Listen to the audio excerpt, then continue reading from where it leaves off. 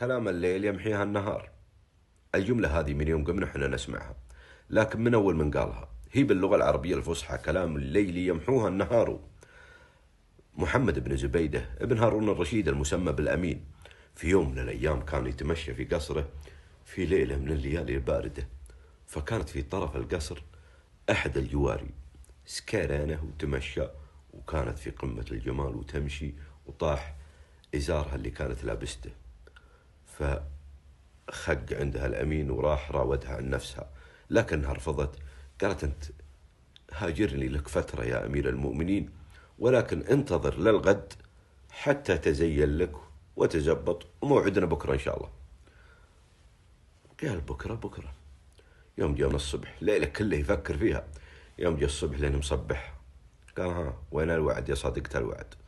قالت: أما تعلم يا أمير المؤمنين أن كلام الليل يمحوه النهار. انبسط من الجملة هذه، نسى الموضوع البارح، موضوع القردنة وموضوع أنه انفتن فيها وأنه وعدتها اليوم. أعجبتها الجملة كلام الليل يمحوها النهار. طلع من عندها وراح المجلسه، قال: من في الباب من شعراء الكوفة؟ قالوا: فيها الرقاشي ومصعب وأبو نواس. قال: خلهم يدخلون. دخلوا على الثلاثة، قال: اسمعوا، أبغى لي هالحين كل واحد منكم يقدح له أبيات من راسه فيها جملة كلام الليل يمحوها النهار. بدأ الرقاشي على طول. الرقاشي قال: متى تصحو وقلبك مستطار، فقد منع القرار فلا قرار، وقد تركتك صبا مستهاما، فتاة لا تزور ولا تزار، إذا استنجزت منها الوعد قالت كلام الليل يمحوها النهار. يا سلام، ركب الجملة الصح.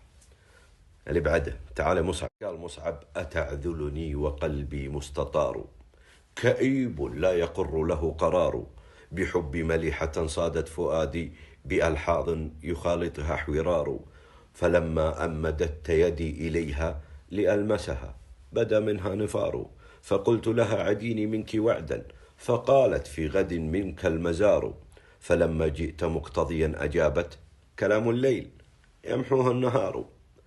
قال: كلام جميل.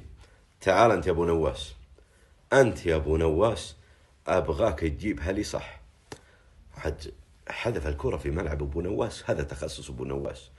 فيها فتاة وفيها سكر، كانت سكرانة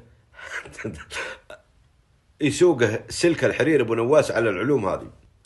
قال: اسمع يا أمير. قال أبو نواس: وخود أقبلت في القصر سكرة، ولكن زين السكر الوقار، وهز الريح أردافا ثقالا، وغصن فيه رمان صغار، وقد سقط الردى عن منكبيها من التخميش وانحل الإزار، هممت بها وكان الليل سترا، فقام لها على المعنى اعتذار، فقالت في غد فمضيت حتى أتى الوعد الذي فيها المزار، وقلت الوعد سيدتي، فقالت كلام الليل يمحوه النهار.